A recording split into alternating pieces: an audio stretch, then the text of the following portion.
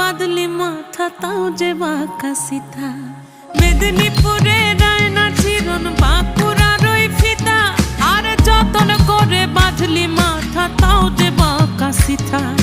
পেছ পাড়িয়া রাজগো